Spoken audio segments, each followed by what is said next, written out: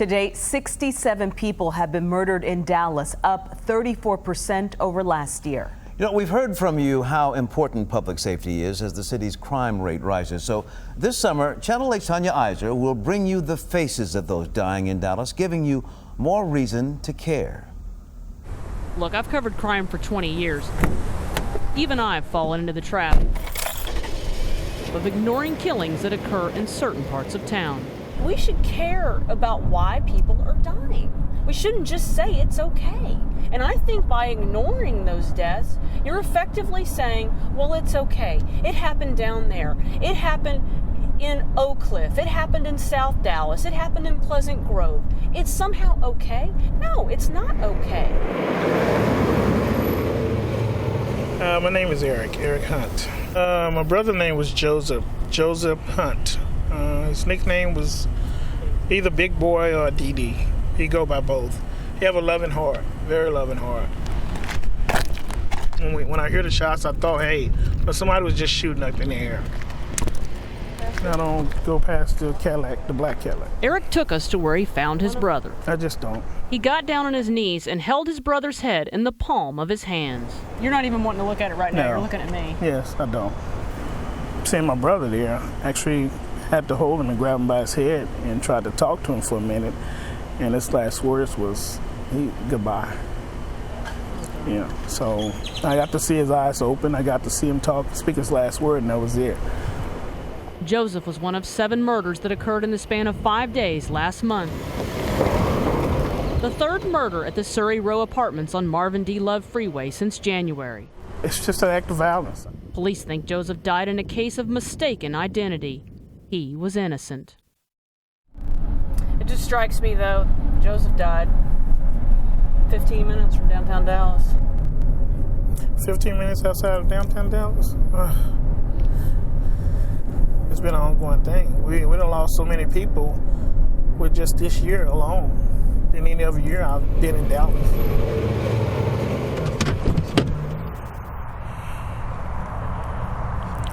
Wow. I haven't been here since he's been buried. Yeah, it just brings everything back. If only I can have you back. I'm gonna miss you, dude. I'm gonna miss you. There are people that are dying that are actually innocent. They've done nothing wrong. And Joseph Hunt was one of those people. If only if I can have that 20 minutes of the moment I saw you to really say goodbye to you. I miss you, dude.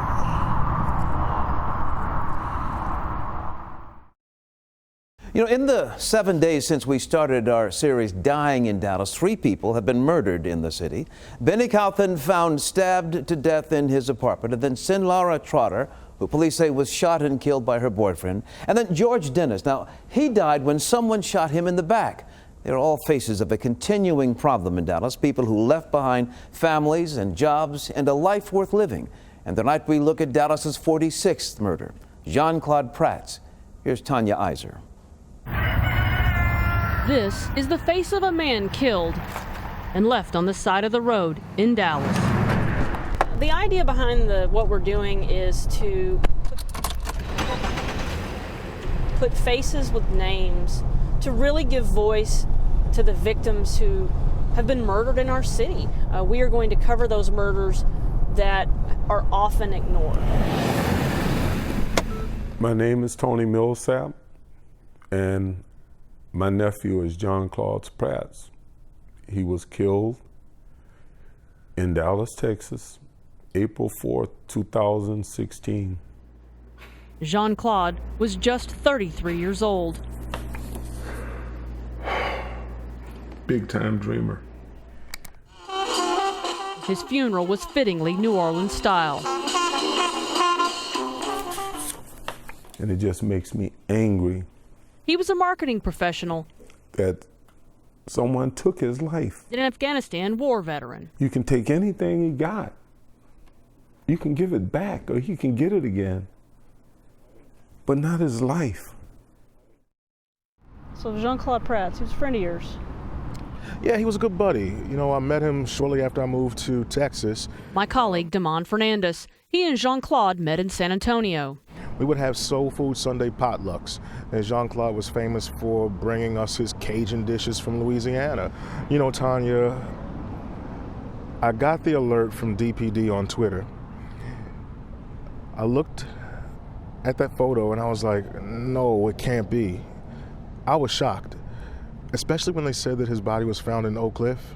We live downtown, and I didn't know Jean-Claude to frequent Oak Cliff. This is farmland. This is nowhere that Jean-Claude would have been in life. We went with Jean-Claude's uncle to the place where he was found murdered, shot in the head, his cell phone missing. It was right in here is where they found him. I'm gonna keep a piece of that. Like so many other murder victims in Dallas, Jean-Claude is black. Do not kill. He is not a gang member, Maybe that's what it should have said. a drug dealer, or a criminal. Line do not cross. There was nothing to explain why he was found shot to death. It hurts. They treated him like trash. Like he wasn't human. But then when people are passing here, they'll see him for who he was and wonder, why was this kid out here? All right, Claude. Tanya Iser, Channel 8 News.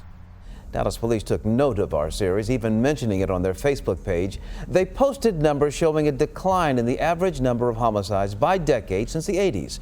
But this year seems to be a tough one. We're at 70 murder cases so far. This time last year, Dallas saw 51 cases. 75 people have been murdered so far this year in Dallas. In fact, 5 were killed within the past week. These are their faces, their lives cut short, their families left grieving. Tonight, Tanya Iser shows us something rarely discussed: the cost of dying in Dallas. When you're poor and your loved one is murdered, it's really hard to bury them. People don't plan ahead. Deborah Ann Williams lived in a really tough apartment complex. My God, somebody poured gasoline around her apartment and set it on fire. She's innocent. She's a 58-year-old woman in a wheelchair. How galling is it? It's just something awful about you have the funeral for your loved one, but you can't afford to bury him. There's something wrong with that. It happens more than you think. Hello, I'm John Beckwith. I am the Chief Executive Officer of Golden Gate Funeral Home. If I'm barely paying my everyday bills just to live, there's no way you put a bill of $10,000 on me and it's due tomorrow. I explained to her that we would work with her as well, and as far as the burial, we could do that at any date. There is help. Crime Victims Assistance will pay up to $4,500. But it's not enough for grieving families like Deborah's, living paycheck to paycheck. My name is Latricia Banks, and I'm Deborah Wiggins' oldest daughter. For this to happen didn't make any sense. Only through the kindness of a stranger did the family come up with the final $1,000 to bury her a week after the funeral. We therefore commit her body to the ground, earth to earth, ashes to ashes, and dust to dust. I'm Sharonda Felder. I feel proud to be her daughter. This lady here didn't do anything. You know, more likely what she probably would have did was give them advice to try to make the right decisions. The hardest thing? Walking away. Walking away, because we know she's not going to walk with us. So when we drive away from Lincoln, she'll be here. We have to continue to My mama. go on with our lives even though she's not here anymore. Tanya Iser, Channel 8 News. George Dennis. He'd only been out of prison a few months. No one would say he was a saint. But no one deserves to get shot just going to get something to eat. Ask his mother. I'm Wanda Dennis, and this is my baby daughter, Crystal Dennis. For him to be only 31 years old and have his life taken, you survive prison, but you come out on the streets and your life get taken like this, it's heartbreaking. George underwent more than 20 surgeries. Within a month and a half, his kidneys failed him. That's what hurt the most, the way he died. He wasn't trying to have no bad blood on nobody. He was just trying to make peace with everybody because he'd been away for so long. Hey, woman to woman, I feel like you understand it. Their favorite cell phone video gives them comfort. That's his comedic side.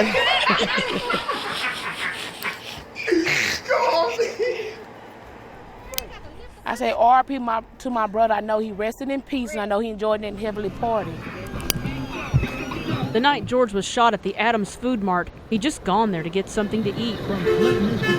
Someone firing from a large SUV peppered the store with an assault weapon. Wounded George and another bystander. George was hit 3 times, destroying his lower abdomen. We're going to go ahead and open up with a candlelight vigil in memory of George Dennis Jr. My name is Patricia Allen. I'm the founder of No More Violence organization. We are a support to the family of the victims here in Dallas. Allen founded the group after her 12-year-old student, DJ Johnson, died in 2011. When we go to the hospitals, we go to the funerals, we go to the wakes. But God, we ask you to look upon the mother, God. God, we ask you to strengthen her right now. Let her know that even in the midnight hour, you're even there and you love her and you care for her, God. Let justice be prevailed, God. We ask all these blessings in your son, Jesus' name. Amen. Amen. He loved this song. He always sung this song to us. Oh, love song. Oh, how grateful I will be. These arms of mine, they are burning. I'm crying because my brother loves singing these songs to us.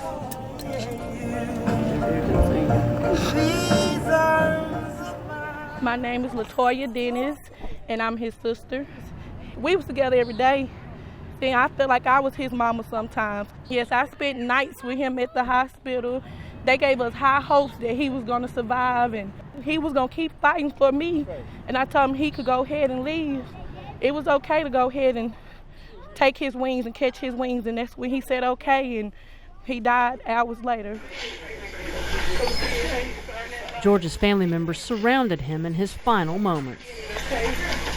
I felt like only if I would have cooked, my brother would still be here, so every now and then I go in the kitchen and I cook my heart out, to try to tell him that I'm sorry.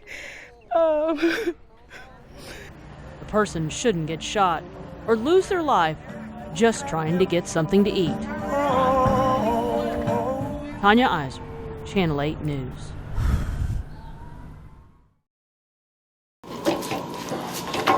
As long as he ate, he was pretty much happy. When it was dinner time, Luis Segovia always wanted seconds. One day, wearing his favorite color blue, he swept twice and did the dishes for a McDonald's cheeseburger. His sister Luz showed us. He's washing dishes. He'd rather sweep than do the dishes. Oh, you want to wash the dishes? I can sweep. He just wanted to get that cheeseburger. He finally got his cheeseburger and fell asleep watching TV. And no matter what, he wouldn't let that burger go. The other half to me was taken away from me now. Luis and his older brother Michael were inseparable. The best of friends until he was gunned down last month. Not the same without him, to tell you the truth.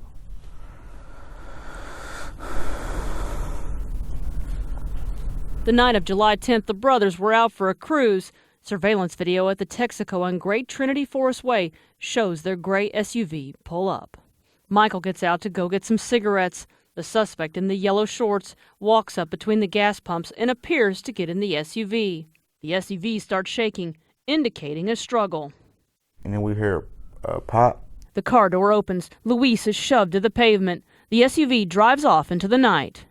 And once I ran outside, I just see my brother on the floor, and I barely seen the car just taking off. So I tried to run behind the car, and I couldn't catch up, and came back to my brother. And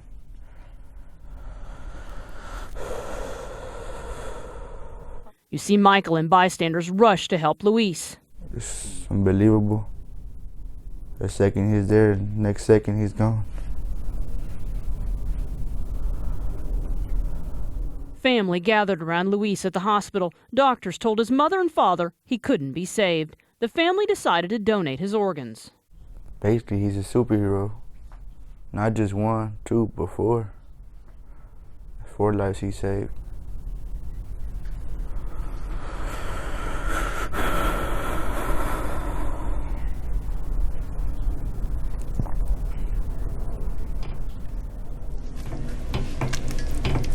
That was one thing he liked, was to make Kool-Aid. A spot at the table was empty. Right here. His mother, Murrow, made one of his favorite meals, carnitas, but was too upset to eat. Quisiera que estuviera aquí comiendo con nosotros.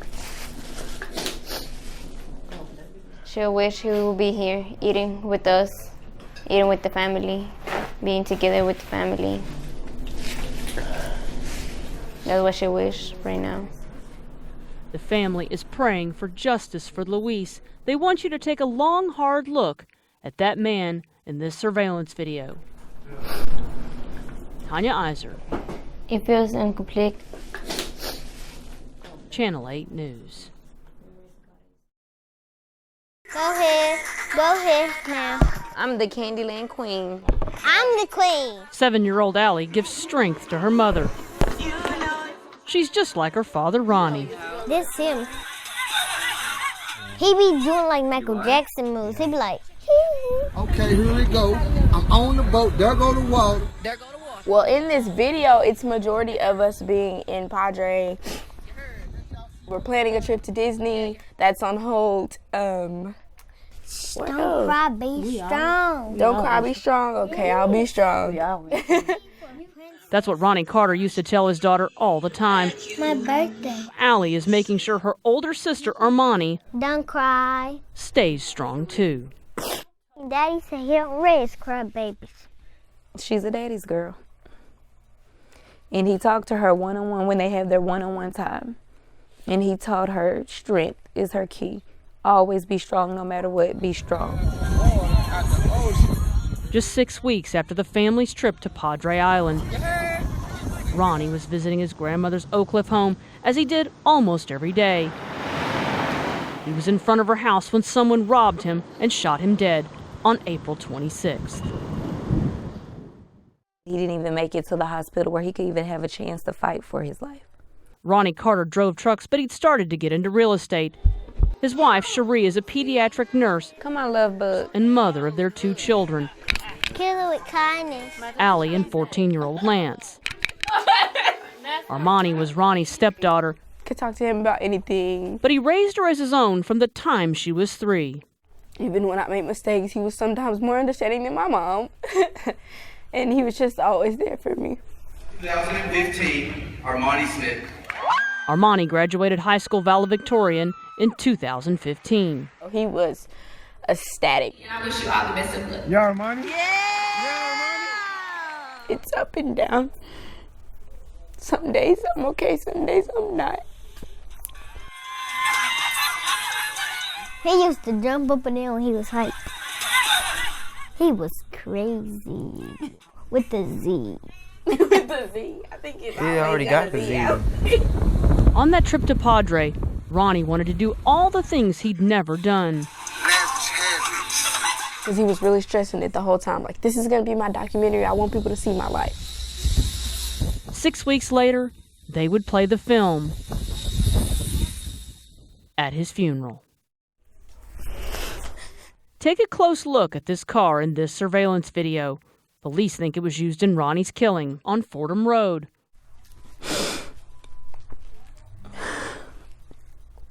It'll be some form of closure. You know, with what happened, it won't bring him back, but it'll be some form of closure. To be able to look these people in their eyes of what happened and, you know, why would they do such a thing? He didn't deserve that. They don't even shoot dogs down in the streets. Tanya Iser, Channel 8 News.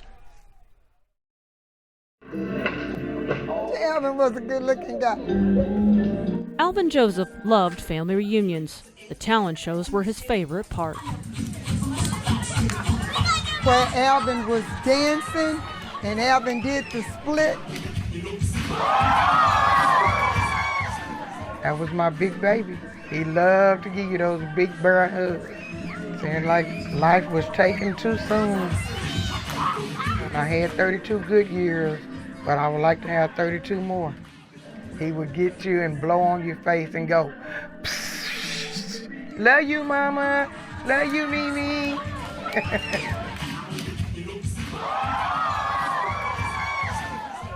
I'm Pamela Joseph. This is my mother, Harleen Anderson. I'm Alvin's mother, and this is Alvin's grandmother. Alvin Joseph was shot and killed walking his dog. He affectionately named Flip Logan. It was here on Adletta Boulevard in Northeast Dallas, March 2nd. Alvin worked an evening shift at an auto parts store. He always walked the dog when he got home at night. I told him, Alvin, that's dangerous. But Alvin thought no one would bother him. I'm a big man, you know, I can tackle anything. But you can't tackle everything, baby. Sure.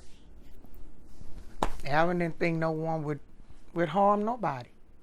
How can somebody take a person's life? He was Harleen's eldest grandchild and Pamela's firstborn. Because he was so fast. He was a star defensive end at Skyline High School. And he would hit you, and you never know you got hit. Alvin graduated from Langston University in Oklahoma a decade ago. This is the milestone when he got that diploma. He was a working man and a father of twin 8-year-old girls, Rihanna and Kiana. He loved them from China and back. Hello? FaceTime is how they keep in close touch with the twins. Hey. The girls recently moved to Oklahoma with their mother. Flip is there too. Bye-bye, baby. Love you. Alvin's spirit has left a mark on the family reunion talent shows. The talent shows are now named in his honor. He was just my baby. Sometimes I think the Lord took him because I loved him so much. No.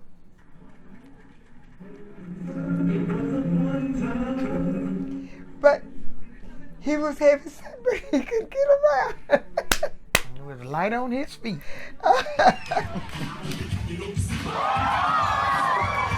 It's 4 months since Alvin died. Police have no leads, no suspects. I just need to know who took my child's life, because you left me empty. That was a part of me. That was my baby. And it's hard.